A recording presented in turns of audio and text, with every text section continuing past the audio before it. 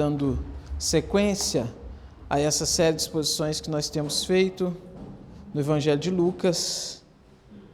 Nós começamos aí essa série no final do ano passado, né? Mês de novembro, pegando ali os cânticos da Natividade, pegando ali a anunciação do nascimento do Senhor Jesus, e desde então a gente vem seguindo versículo a versículo, tema a tema, nesse evangelho tão importante para nós, enquanto povo de Deus, essa parte tão importante da revelação de Deus ao seu povo.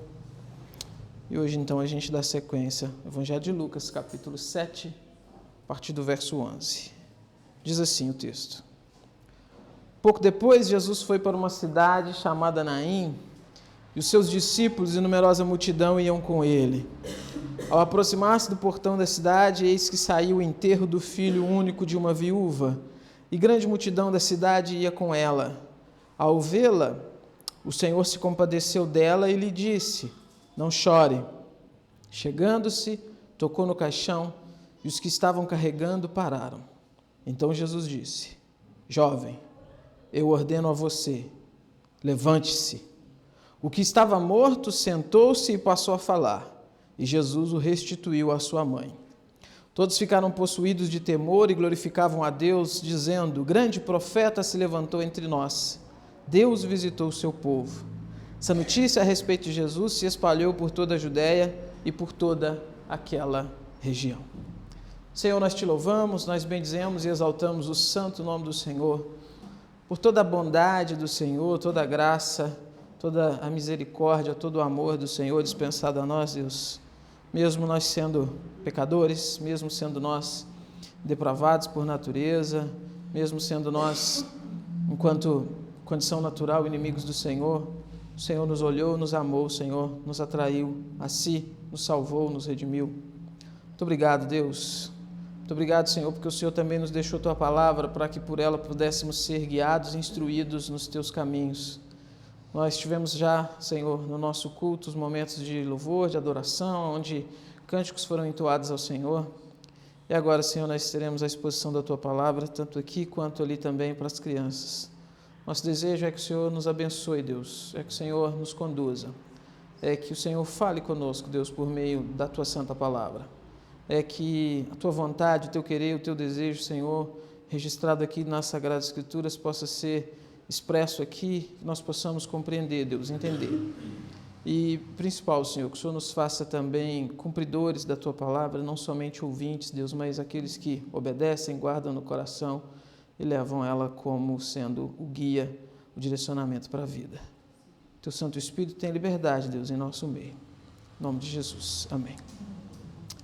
A gente começou semana passada uma nova etapa, se assim podemos dizer, do Evangelho de Lucas, que começa ali no capítulo 7, onde o evangelista, como a gente pôde observar, ele começa a fazer algumas conexões entre o Senhor Jesus, que é o objeto central da sua narrativa, do que ele vem registrando desde o começo, e os profetas do Antigo Testamento. O Senhor Jesus, ele começa no registro ali, no redigir do seu texto, ele começa a mostrar aquelas conexões que a gente tem, então, entre o que o Senhor Jesus está fazendo, entre o que o Senhor Jesus está representando também, entre aquilo que está acontecendo com Jesus, com aquilo que aconteceu com grandes profetas do Antigo Testamento. Na semana passada, a gente pôde ver a cura do servo do centurião, aquele evento maravilhoso, onde o Senhor Jesus cura aquele servo mesmo à distância, né? Aquela ideia, né, que o centurião vai dizer para o Senhor Jesus: eu não sou digno de que entres em minha casa, mas diga apenas uma palavra. E o Senhor Jesus, então, cura aquele homem. O Senhor Jesus, ele vai evidenciar naquela ocasião a fé que aquele homem expressou, e ele vai dizer que nem em Jerusalém, né, lembrando que ele está ali na região da Galileia, mais especificamente em Cafarnaum, ele vai dizer que nem em Jerusalém ele tinha encontrado uma fé igual àquela, mesmo sendo um centurião um romano, mesmo não sendo um judeu, mesmo não sendo alguém ali da aliança, né? Mas o ponto da escrita, da redação de Lucas ali, a maneira como ele faz isso naquela altura, é uma maneira que ele conecta então o Senhor Jesus ao profeta Eliseu no Antigo Testamento, na ocasião onde também de uma forma poderosa um general sírio, estrangeiro também, no caso Naamã, ele é curado também por um grande profeta com coisas muito semelhantes, Naamã também não vai ter contato com o profeta Eliseu e vai ser curado do seu problema. Só que, como a gente pode observar, Lucas ele faz questão de deixar bem claro que, ainda que há uma conexão, ainda que há uma alusão, foi a palavra que eu utilizei mais vezes na semana passada, aquilo que o Senhor Jesus faz é superior. Existe a necessidade de traçar essa conexão para mostrar, então, que o Senhor Jesus, num certo sentido, ele está dando continuidade àquele trabalho, àquela obra que Deus realizou por meio do seu povo, por meio dos seus grandes profetas no Antigo Testamento, mas também existe a necessidade de mostrar que essa conexão ela é, num certo sentido, parcial, porque o Senhor Jesus ele é superior. O Senhor Jesus não é comparado com Eliseu, que o Senhor Jesus é superior a Eliseu, o Senhor Jesus é o Senhor de Eliseu, é o Deus de Eliseu. Aquilo que é feito por meio de Eliseu é feito por causa do Senhor Jesus, por meio da pessoa bendita do nosso Senhor Jesus Cristo. Então, Lucas ele tem essa preocupação de mostrar, olha, existe uma conexão, existe uma ligação, mas existe também uma superioridade do Senhor Jesus. Dado o papel que os profetas exerceram, dado a estima que esses profetas tiveram na história de Israel, ele vai seguir fazendo isso também nessa história da viúva de Naim. A intenção é a mesma, a formulação do texto é a mesma, as conexões, as alusões que ele vai fazer também aqui nesse ponto é a mesma, a gente vai observar isso. Só que enquanto na perícope anterior, ou seja, na parte anterior, ele liga a obra do Senhor Jesus ao profeta Eliseu, aqui ele vai ligar ela de uma forma mais direta com o profeta Elias, um grande profeta também, alguém muito marcante na história do povo de Israel. Além disso, nós temos aqui, e nós vamos conseguir observar também, um grande feito do Senhor Jesus, que aponta para Ele mesmo, que aponta para a sua glória, que aponta para o seu poder singular, que aponta para a sua compaixão frente às agruras e às misérias humanas, quando o Senhor Jesus então vai trazer aquele jovem de novo à vida. Vamos ver o texto aqui detidamente, então, versículo por versículo, para a gente entender como que Lucas nos informa isso e como que esse acontecimento se deu. De novo, Lucas 7,11. O texto começa dizendo, pouco depois, Jesus foi para uma cidade chamada Naim, e os seus discípulos e numerosa multidão iam com ele. Naim é uma cidade, irmãos, que ela é citada, ela é mencionada somente aqui no texto bíblico. Não se tem nenhuma outra menção dela no texto bíblico. Há uma discussão para tentar descobrir onde que ela ficava localizada, ali na Galileia. A região mais provável é que fosse na região mais sul da Galileia, numa cidade que hoje leva o nome de Nem, Ou, talvez essa similaridade com o nome também ajude nessa conexão. Mas era uma cidade, então, também dentro do território da Galileia, aonde o Senhor Jesus exerceu um ministério muito marcante. A gente teve a oportunidade de falar isso também na semana passada. Essa história, então, se passa nesse território. E nós somos informados pelo texto que uma grande multidão ia acompanhando Jesus. Ou seja, é uma consequência lógica do que está acontecendo. Como a gente mencionou, o ministério de Jesus na Galileia ele é um ministério muito frutífero. Jesus faz muitas coisas ali. E a fama de Jesus, ela corre muito ali naquela região da Galileia.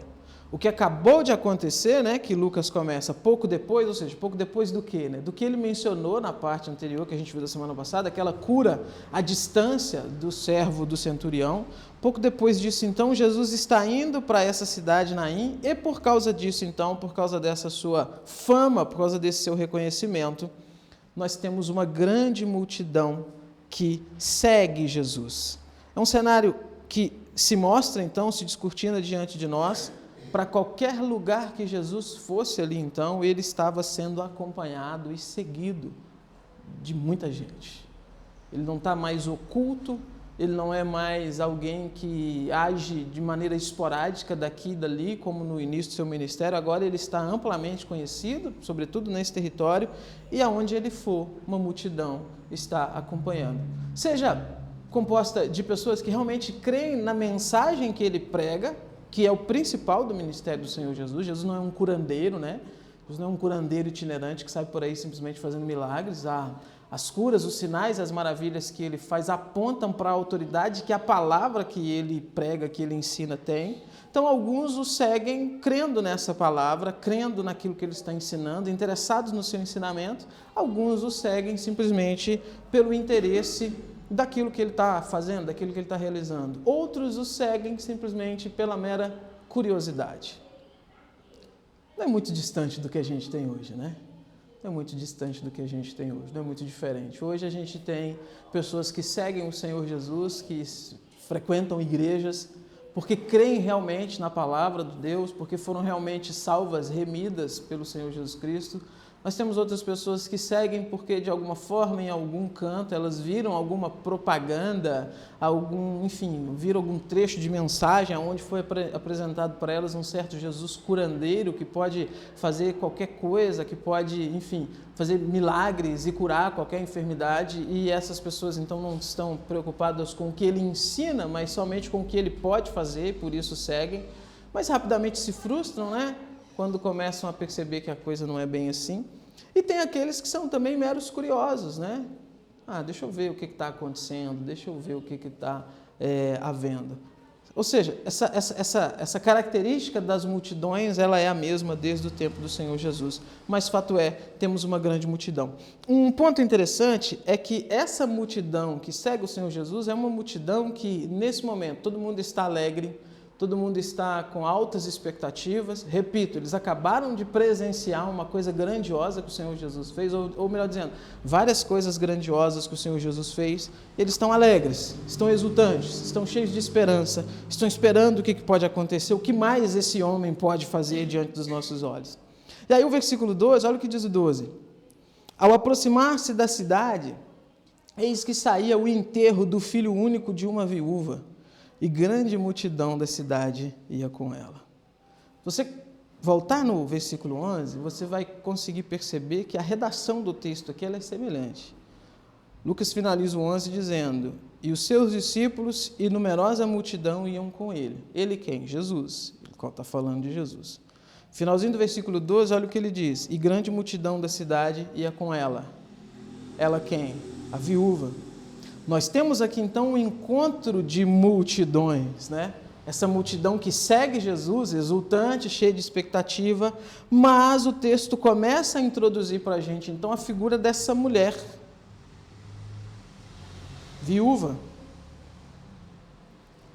Irmãos, todos nós sabemos já que ser uma viúva nesse mundo dessa época não era uma coisa fácil, né? Não havia CLT, né? Não havia pensão, não havia oportunidade das mulheres exercerem um trabalho e se sustentarem de uma forma digna.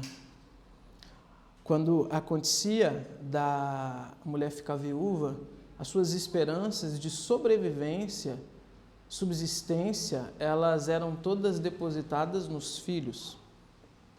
E como deve ser, né? Como a própria lei já prescreve que os filhos eles tinham então essa obrigação de honrar pai e mãe, e principalmente nesses momentos, nesses casos. Só que olha o que o texto diz para a gente.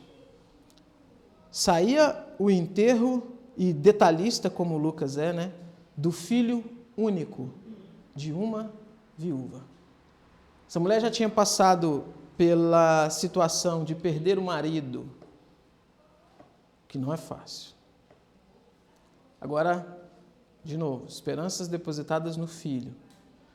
Agora o texto está dizendo que ela está saindo, então, com uma grande multidão, indo enterrar o seu filho. O quadro para ela agora, a situação que se descortina diante dos olhos dela, a expectativa que ela tem de futuro é zero. É sofrimento, é dificuldade. O texto não entra em detalhes sobre se ela tinha outros familiares, enfim. E além disso, eu estou simplesmente focando aqui nas consequências da perda do marido e do filho. Além disso, existe a própria questão do sentimento de perder um filho único. Perder um filho, irmãos, deve ser a coisa mais dolorosa que tem para um pai e para uma mãe. Filho único. Essa dor, ela deve ser, então, elevada aí à enésima potência. Há também dentro da cultura, dessa cultura, nessa época, aquela ideia que era muito marcante, que era uma espécie de teologia da retribuição, que se entendia, então, que se você não tivesse uma prole, que se você não tivesse descendentes, então, era alguma espécie de maldição, alguma espécie de desfavor divino que estava sendo abatido, caindo sobre aquela pessoa. Junte todas essas coisas numa pessoa só, somente nessa mulher. A teologia errada, que entendia então que perder os filhos era o desfavor divino, o sofrimento por perder o marido e agora perder o filho, a falta de perspectiva de vida para o futuro, de não ter como se sustentar. É um caos geral. Mas é interessante que o texto não fala o nome, né? O nome dela, o texto só traz essas características. E o texto mostra para a gente uma coisa interessante. Pelo costume, você não poderia nunca atrapalhar um funeral. Funeral era uma coisa de, grande respeito. Em Minas, a gente tinha, pelo menos no interior antigamente, um contexto bem assim. Eu me lembro que às vezes, lá em Capela Nova, cidade dos meus avós, quando estava lá, que tinha algum funeral, algum cortejo assim, os comércios iam fechando as portas, né, na medida com que ia passando ali o cortejo e tudo mais. As pessoas que estavam nas ruas iam fazendo aquela referência, né? Os homens tiravam os chapéus, os bonés, aquela coisa toda, porque era da cultura, né? Essa cultura aqui é muito além disso, mas muito além mesmo. O costume que se havia é que se você estivesse andando pela cidade e você se deparasse com um cortejo fúnebre levando um defunto, você deveria se unir a esse cortejo, você deveria abandonar o que você estivesse fazendo, se unir a esse cortejo em respeito ao morto e em consideração aos familiares. Logo, qual que é o embate que a gente tem aqui? Jesus está entrando na cidade com uma multidão, fazendo festa, todo mundo alegre, todo mundo feliz. Afinal, estão acompanhando Jesus? Estão acompanhando o grande profeta que eles têm ali no tempo deles? Quanto tempo que não se vê um milagre naquelas regiões? Quanto tempo que não se vê um grande profeta naquelas regiões? É alegria, é festa. E esse cortejo agora, então, ou melhor dizendo, essa multidão em festa, e é o que os versículos vão evidenciar, ela se depara agora com uma multidão em luto, sendo puxado por uma viúva, que perdeu o seu filho agora também. Dentro das convenções sociais e culturais, o que deveria acontecer? Essa multidão que está vindo com Jesus, ela deveria se unir a essa multidão que está saindo da cidade com o cortejo fúnebre. E deveriam todos, então, mudar totalmente a sua postura e entrar, então, naquela posição de consternação, né?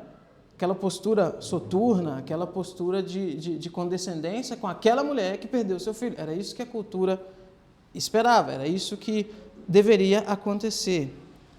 Só que, irmãos, não é um qualquer que está puxando a multidão que está entrando na cidade. Não é um qualquer. Isso aqui é fascinante, irmãos. Porque, vejam, a cultura, o costume indicava que todos deveriam se prostrar diante da morte. Todo mundo deveria se reverenciar aquele contexto de morte. Mas aquele que entra puxando essa multidão é aquele que é o Senhor da vida. É aquele que nele não cabe impureza, não cabe esse tipo de coisa. E olha o que diz o versículo 3. Versículo 13, desculpa. Versículo 13. Ao vê-la, o Senhor se compadeceu dela e lhe disse: não chore. Imagina essa cena, irmãos. De novo, a mulher está à frente, porque isso era o costume, viu? Os parentes do morto iam à frente. De novo, à medida com que vão passando, outras pessoas então vão se unindo, todos tristes, cabisbaixos. Jesus aparece. Jesus vai até ela.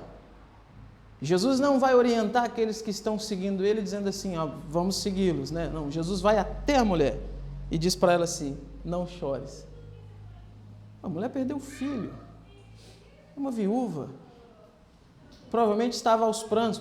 Para Jesus dizer que ela não chora, é porque ela estava chorando, né? Desesperada. E, sabe, o que será que esse povo pensou? O que será que essa mulher pensou, né? Porque, de acordo com a descrição que o texto dá para a gente, parece que eles não conheciam o Senhor Jesus, porque o texto não mostra esse povo de Naim pedindo ajuda para Jesus. O texto não relata que eles vão até Jesus e pedem para ele ajudá-la, para ele resolver o problema. É ele que se adianta e vai até a mulher e diz para ela: não chores. De início, então, isso pode soar o quê? Desrespeitoso dentro daquela cultura. Isso pode soar como até uma espécie de chacota. Você ir até uma viúva, então, acabou de perder um filho, está puxando o funeral do filho, a procissão ali que está seguindo com o caixão, e dizer para ela: não chore. Mas, de novo, quem diz para ela não chorar é o Deus homem, o Deus encarnado. É o Senhor Jesus. E Ele sabe o que vai fazer. Veja o que Ele vai fazer então, versículo 14. Chegando-se, tocou no caixão, e os que o estavam carregando pararam.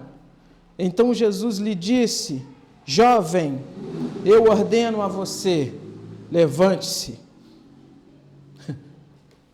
Totalmente incomum, irmãos. Isso daqui é a coisa mais incomum da história, né, dentro desse contexto cultural deles aqui. Não satisfeito em ir até a mulher e dizer para ela: não chores, ele passa então até o caixão, ou melhor dizendo, ao caixão não, né? Era uma espécie de maca, né, que eles usavam, carregada por várias pessoas. Ele toca ali naquela maca e ele conversa diretamente com o morto. E ele ordena ao morto que ele se levante. Ele diz: jovem, eu ordeno a você, levante-se. Esse episódio aqui, irmãos, ele mostra para a gente, então, o poder do Senhor Jesus, a compaixão do Senhor Jesus, e como que é característico do Senhor Jesus essa ideia de se compadecer das pessoas. Diversas vezes nos evangelhos o texto vai mostrar que Jesus se compadeceu. Jesus se compadeceu. Você vai ler. E Jesus encontra com o indivíduo, o texto diz: e Jesus se compadeceu. E Jesus se compadeceu. E essa ideia de compadecer, então, é basicamente sentir a dor do outro. É basicamente se colocar no lugar do outro, é basicamente trazer para si aquele sofrimento e aquela dor que pertence ao outro e compartilhar isso de alguma forma. Jesus se compadece dessa mulher. É por isso que ele diz para ela: não chores. As pessoas podem não estar entendendo o que está acontecendo, a mulher pode não estar entendendo o que está acontecendo, mas Jesus sabe o que ele está fazendo. É a sua compaixão, é a sua misericórdia, é o seu amor que leva ele a fazer isso. E uma outra coisa interessante, e eu quero que você vá comigo agora, lá em 1 Reis, capítulo 17. Vamos voltar lá no Antigo Testamento. 1 Reis 17, a partir do versículo 17. Para a gente ver a similaridade desse relato com a conexão que Lucas está fazendo aqui com Elias. 1 Reis 17. Capítulo 17, versículo 17. Depois disso, adoeceu o filho da mulher, da dona da casa, e a sua doença se agravou tanto que ele morreu. Então disse ela a Elias: que fiz eu ao homem de Deus? Vieste a mim para trazeres à memória a minha iniquidade e matares o meu filho? Ele lhe disse: dá-me o teu filho. Tomou dos braços dela e o levou para cima, ao quarto, aonde ele mesmo se hospedava, e o deitou em sua cama. Então clamou ao Senhor e disse: ó Senhor meu Deus, também até a essa viúva com que me hospedo afligiste, matando-lhe o filho? E estendendo-se 3 vezes sobre o menino, clamou ao Senhor e disse: ó Senhor meu Deus, rogo-te que faças a alma desse menino tornar a entrar nele. O Senhor atendeu a voz de Elias, e a alma do menino tornou a entrar nele e reviveu. Elias tomou o menino, o trouxe do quarto à casa e o deu à sua mãe, e lhe disse: vê, teu filho vive. Então a mulher disse a Elias: nisso conheço agora que tu és homem de Deus, e que a palavra do Senhor na tua boca é verdade. Esse texto aqui está inserido num momento muito caótico da nação de Israel. Acabe é o rei do Reino do Norte, casado com Jezabel, que era princesa dos Sidônios, uma nação idólatra, uma nação que não servia ao Deus de Israel, e há esse sincretismo, esse casamento misto que era proibido por Deus. A nação ela entra numa espiral de idolatria muito grande, porque Jezabel ela se muda para o território de Israel, porque se casou com o rei de Israel, e traz também ali para aquele território os seus deuses, vai construir um templo para os seus deuses, vai trazer os seus profetas ali também, profetas de Baal, profetas de Astarote, profetas do poste ídolo. E a gente tem um contexto de um sincretismo, de uma mistura, de uma idolatria muito clara, muito patente ali no território de Israel. Deus, então, ele levanta esse homem chamado Elias, profeta Elias, e o texto simplesmente acrescenta Elias, né? O texto não está preocupado em mostrar, nasceu em tal lugar, cresceu em tal lugar, estudou em tal lugar, não. O texto simplesmente diz, olha, e apareceu, né, Elias, o tisbita, das regiões de Gileade. E Elias, ele é alguém que ele vai direto ao rei, e confronta o rei e diz, olha, rei, segundo a minha palavra, não choverá. Até que eu digo o contrário. E aí o Senhor vai até Elias e manda Elias ir para a região norte, então, né? Por causa da chuva. E lá o Senhor ordena com que ele encontre com uma viúva e que aquela viúva iria alimentá-lo. Ele vê aquela viúva na porta da cidade, de acordo com o texto. E ele diz para ela, faça um pouco de comida para mim. E ela diz, olha, eu não tenho nada, né? Não tenho nada. O que eu tenho aqui é só um pouquinho para eu e meu filho comer e depois morrer. Então veja, uma viúva, só tem um filho, não tem esperança, não tem perspectiva nenhuma, e ela está dizendo, olha, eu só tenho um pouquinho de azeite, um pouquinho de farinha aqui na panela, e eu vou fazer alguma coisa para eu e meu filho comer, e depois a gente vai morrer. E ele diz, não, faça primeiro para mim, porque segundo a palavra do Senhor, o azeite na botija nunca vai faltar, e a farinha da panela não vai acabar. Vocês conhecem essa história. Ela faz, então. E o texto mostra que realmente eles se alimentaram durante muito tempo, e realmente o azeite não acabou, a farinha não acabou, e eles ficaram ali, Elias com aquela família. Mas um belo dia, o filho da mulher morre. E a quem ela atribui, então, a causa da morte, ou a culpa pela morte do seu filho? Ela vai dizer, olha, acaso você veio para trazer à luz o meu pecado? Ou seja, a ideia que ela tem é que o filho dela foi morto como consequência dos pecados dela. E Elias, então, ele vai dizer para ela trazer o filho, pegar o filho, toma o filho nos braços, leva para cima, no quarto onde ele estava, e Elias também vai dizer isso a Deus. Também até essa viúva com que me hospedo, o Senhor afligiu, matando-lhe o filho. Impressionante ver isso daqui, como que na mente do profeta, então, e corretamente, o dar a vida e o tirar a vida é algo que pertence a quem? A Deus. Ele está entendendo, ele está dizendo, o Senhor tirou a vida dessa criança. E não naquele sentido, como alguns tentam acusar o cristianismo, como alguns ateus Nutella tentam dizer, olha, o Deus de vocês é um Deus mau, é um Deus que mata e tudo mais. Não, Elias está reconhecendo que o controle da vida e da morte está nas mãos de Deus. Quem controla todas as coisas é Deus. Ninguém vem a esse mundo sem ser da vontade de Deus, ninguém parte desse mundo sem ser da vontade de Deus, porque Ele é que está no controle. E isso é fascinante, irmãos, a gente entender isso daqui dentro dessa conexão que a gente está fazendo com o texto de Lucas, porque o que vai seguir aqui é que se Elias entende que está nas mãos de Deus, que está então sob a tutela de Deus, sob a soberania de Deus, conceder a vida ou tirar a vida, logo ele vai se dirigir a Deus e vai orar pedindo a Deus para que Deus faça com que a alma do menino volte para ele. Olha, Senhor, o Senhor que fez, então, Senhor, traz a alma dele de volta. E por 3 vezes ele se deita ali sobre o menino. E o texto vai dizer, então, que o Senhor atendeu a voz de Elias. Ou seja, o texto está concordando com essa noção, com essa ideia de que é Deus que concede a vida, de que é Deus que tira a vida, e de que é Deus, então, respondendo, atendendo ao pedido do profeta, que faz, então, com que esse menino volte à vida, com que ele ressuscite. E aí ele pega, então, o profeta pega o menino e devolve a sua mãe. E olha o interessante que ela vai dizer no versículo 24. Nisso conheço agora que tu és o homem de Deus e que a palavra do Senhor na tua boca é verdade. Ou seja, aquele milagre, aquele acontecimento, ele serviu para que fosse mais forte, para que se firmasse mais na mente dela essa convicção de que aquilo que o profeta ensinava, de que aquilo que o profeta falava, de que as palavras dele eram realmente, então, palavras do Senhor. O contexto é semelhante com Jesus. É uma mulher também que é viúva, é uma mulher que perde o seu filho único, mas a gente tem aqui algumas diferenças. Porque enquanto Elias, ele precisa fazer ali todo um ritual, né, entre aspas aqui, se deitar 3 vezes em cima do menino, clamar a Deus ali, para que Deus faça com que a alma do menino volte, nós temos o Senhor Jesus, que é Deus. É o Filho divino. Né? Lembra da noçãozinha de trindade que a gente tem, né? 3 pessoas divinas.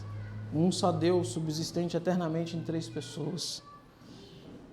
E é esse mesmo Deus encarnado, é essa mesma divindade, então, que continua tendo esse poder de tirar a vida e de conceder a vida.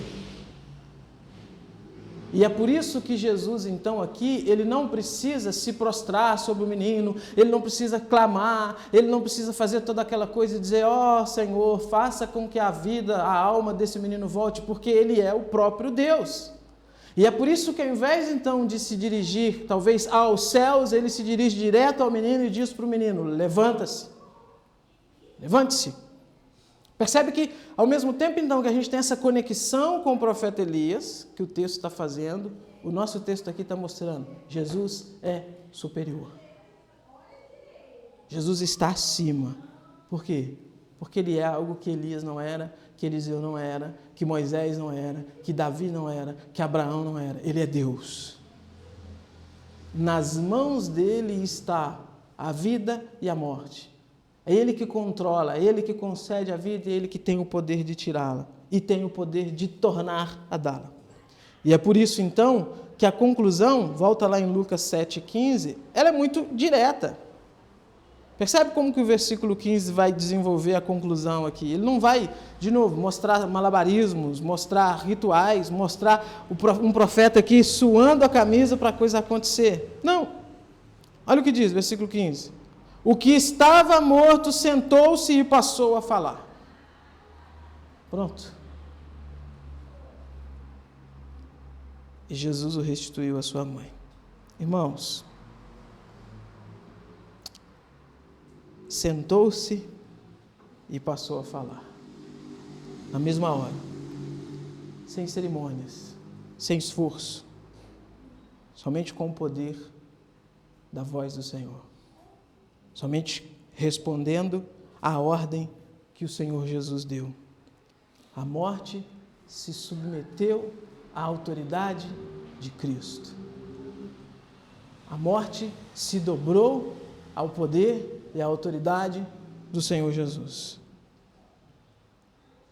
E aí o texto diz para a gente, então, que o Senhor, então, pega o menino e o restitui à sua mãe, semelhante com o que está lá em 1 Reis 17, 23, que diz que Elias tomou o menino, levou do quarto até a casa e o entregou à mãe dele. Forte aqui a conexão, né? Mas com essa diferença. A morte se dobra perante o Senhor Jesus. E aí olha o versículo 16. Todos ficaram possuídos de temor e glorificavam a Deus, dizendo, grande profeta se levantou entre nós, Deus visitou o seu povo. Repetindo o que eu falei do contexto cultural, vamos lá? O cortejo está passando, o costume é que as pessoas que encontrassem com aquele cortejo se unissem a ele, em reverência ali, a mãe, a mulher, em respeito ao defunto. O que nós temos aqui é acontecendo o contrário. É esse cortejo que estava triste, cabisbaixo, as pessoas chorando, todos ali em respeito àquela mulher, começam a se alegrar porque tiveram um contato direto com o Senhor, Deus, autor da vida. Irmãos, e é sempre assim, tá? A morte, ela tem que se dobrar diante da presença de Deus. O mal, ele tem que se dobrar diante da presença do Senhor Jesus Cristo. Veja, não é diante da minha presença, nem diante da sua presença, que somos servos de Deus, é diante da presença de Deus. Não é a multidão, então, alegre que acompanha o Senhor Jesus que se submete à tristeza causada pela morte e passa a ser uma grande multidão e vai seguir aquela mulher até o sepultamento, de maneira nenhuma. Por quê? Porque é Deus que está ali. Então é essa morte que precisa se dobrar, reconhecendo o poder, a autoridade daquele que está diante dela. É ela que se prostra diante do Senhor Jesus. E agora nós temos então todo mundo. É isso que diz, olha o versículo 16. Todos ficaram possuídos de temor e glorificavam a Deus. Irmãos, veja, tudo que o Senhor Jesus faz, tudo que o Senhor Jesus está fazendo no seu ministério terreno, se você prestar atenção no texto, quando você lê os textos, sempre vai redundar nisso daqui. As pessoas possuídas de temor e as pessoas glorificando a Deus. O foco do Senhor Jesus, então, é glorificar o Pai. O foco do Senhor Jesus, então, é cumprir a obra do Pai para que o nome do Pai seja glorificado.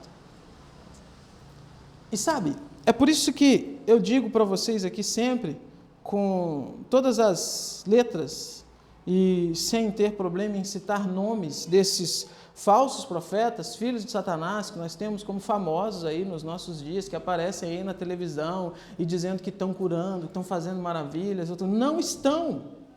Não estão.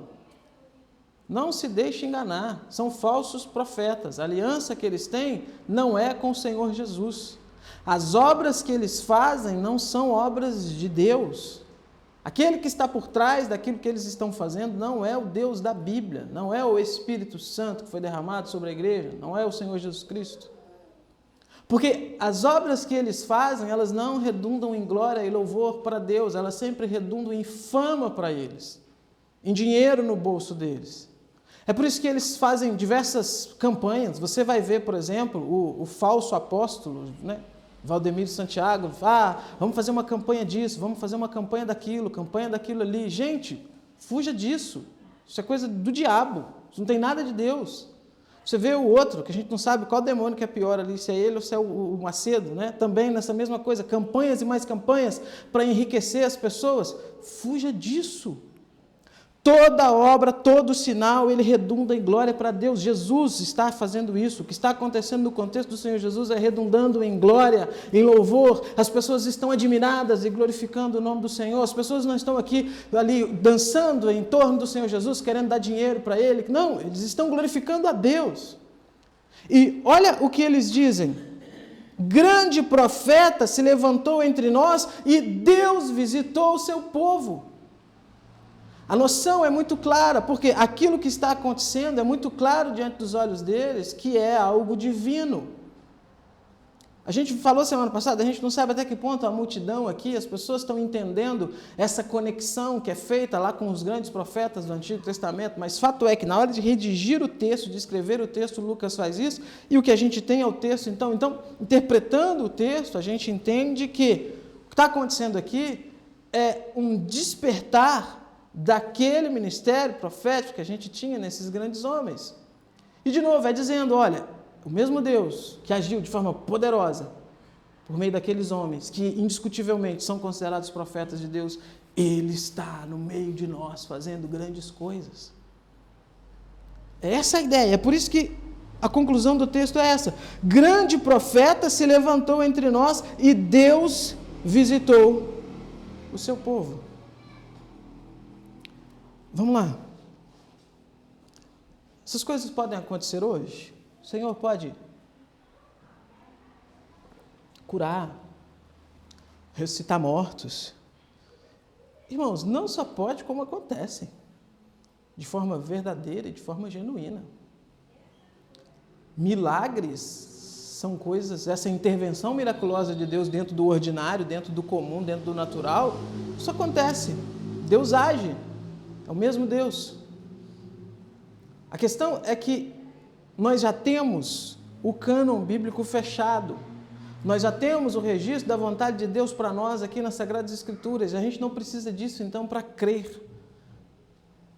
Lendo esses relatos aqui, lendo esses acontecimentos aqui, isso já tem que ser de forma satisfatória do nosso coração, para que a gente reconheça e glorifique a Deus, e diga então, louvado seja Deus, glorificado seja Deus. Ah, mas você já viu algum morto ressuscitando? Você já viu alguém sendo curado miraculosamente? Você já viu algum paralítico sendo curado? A palavra de Deus diz que isso aconteceu várias e várias vezes. E eu creio nessa palavra, que é inspirada por Deus, inspirada pelo Espírito Santo. Todos esses 66 livros inspirados e trazidos a nós. E a fé, ela vem por meio de contemplar o sobrenatural. Não é isso que a Bíblia diz? Não, a fé vem por ouvir e ouvir a palavra de Deus. Se a palavra de Deus está dizendo, se a palavra de Deus está registrando, está mostrando então que o Senhor Jesus é divino e que Ele fez essas coisas, a gente crê e isso acalenta o nosso coração, isso reforça a nossa fé, e quando a gente passa por uma exposição desse texto aqui, ou quando a gente lê esse texto, a gente se alegra, a gente se sente fortalecido, a gente sente a nossa esperança então aquecida por sabermos que a gente serve um Deus que para Ele não é impossíveis. A gente não precisa, então, sair por aí correndo atrás desses curandeiros, desses falsos apóstolos, desses falsos homens aí, para esperar ver alguma coisa. A gente teve a oportunidade na nossa escola dominical, quando a gente passou pelo livro, comecinho de Êxodo, né? E ver que os magos de Faraó começaram fazendo as mesmas coisas miraculosas ali que Moisés estava fazendo. Então não se engane, irmãos. Não se engane. O objetivo é esse que está muito claro no versículo 16. O objetivo do que Jesus fez se cumpriu aqui. Todos ficaram possuídos de temor, glorificavam a Deus, dizendo: grande profeta se levantou entre nós, Deus visitou o seu povo. Para a gente finalizar, versículo 17. Essa notícia a respeito de Jesus se espalhou por toda a Judéia e por toda aquela região. A fama de Jesus, então, agora, ela se expande, né, para a região da Judéia, por toda aquela região, Galileia, Judéia, tudo aquilo vai ser testemunhado, essas coisas que o Senhor Jesus está fazendo. O que a gente aprende aqui então com esse texto, como aplicação para nós, para a gente encerrar? Primeira coisa, irmãos, isso tem que ficar muito claro. Por mais que já falei, mas preciso repetir, por mais que a redação do texto faça uma alusão, faça uma comparação, uma conexão entre Jesus e os grandes profetas de Israel, o texto sempre enfatiza a superioridade de Jesus. Tem aquele aspecto tríplice, né, aquele ofício tríplice do Senhor Jesus Cristo, que é sacerdote, profeta e rei, mas não no mesmo nível dos sacerdotes, dos profetas e dos reis do Antigo Testamento. Você tinha os sacerdotes, separados por Deus para oficiar ali na obra, na liturgia e tudo mais, mas o texto vai dizer para a gente, o escritor aos Hebreus vai dizer que constantemente eles tinham que oferecer sacrifício por eles mesmos. Primeiro por eles, depois oficiar pelo povo. E repetidamente. O escritor aos Hebreus vai dizer que o nosso sacerdote é um sumo sacerdote superior a esses. E ele se oferece de uma vez por todas. E não por si, mas pelos outros, porque ele não tinha pecados. Superioridade de Jesus. Os reis, grandes reis, mas a Bíblia vai dizer que Jesus, ele é o rei dos reis. Muito superior. Ah, Davi, o grande rei, Jesus é superior. E essa ideia do ofício tríplice também apresenta Jesus como profeta. Temos grandes profetas. Você começa com Abraão como sendo um profeta. Você chega em Moisés, o grande legislador. Você tem Elias, você tem Eliseu, mas nenhum deles se compara ao que o Senhor Jesus fez. Jesus é superior. Tudo aquilo que Jesus está fazendo, está falando, está ensinando, até mesmo as curas miraculosas que Jesus está fazendo, elas são superiores, mostrando então que o Senhor Jesus, que a gente serve, o nosso Deus, aquele que nos redimiu, ele não é um simples profeta. Ele não é simples, igual Elias, Eliseu. Ele é superior, ele é Deus, ele é o Deus encarnado. Outra coisa que a gente aprende aqui, no versículo 13, ele afirmou que ao vê-la, o Senhor se compadeceu dela. Irmãos, esse mesmo Deus, esse mesmo Jesus, tão grande, tão poderoso, tão glorioso, tão superior, ele é um Deus compassivo. Se compadece de nós, se compadece de nós em todas as nossas dificuldades. Sabe, independente do que você estiver vivendo, independente do que você estiver precisando, desejando, o Senhor Jesus, ele nunca é indiferente. O Senhor Jesus é aquele que se compadece. Você passa por problemas, você sente dores, você às vezes se sente com falta de esperança, você às vezes se sente desolado, você às vezes, por causa das consequências ali da vida, dessa vida maluca que a gente vive, cada dia mais maluca, né? Às vezes a gente se sente um pouco assim, deslocado, né? Fora de lugar. Jesus se compadece de todas essas questões. Ele ora por nós. Ele não é aquele que passa batido, então, né? Fazendo uma alusão aqui à parábola do bom samaritano, ele não é aquele que passa batido, né? Ele é aquele que passa, para, olha e diz, não chores. Né? Por quê? Por causa desse seu caráter compassivo. Como eu falei diversas vezes nos evangelhos, a gente vê isso, o texto sempre repetindo, Jesus se compadeceu, Jesus compadeceu. Por quê? Porque ele é assim, irmãos. Ele é assim. Confie em Deus, então. Confie no Senhor Jesus Cristo. Entregue para Ele todas as suas questões, todos os seus problemas, entregue para Ele tudo. Lance sobre Ele, como diz o apóstolo Pedro, lançando sobre Ele todas as vossas ansiedades, porque Ele tem cuidado de vós. Lance sobre Ele, porque Ele sempre se compadece. Ele sempre olha por nós com amor, com graça, com misericórdia. Terceira coisa que a gente aprende, o verso 16 diz que a multidão então exclamou, Deus visitou o seu povo.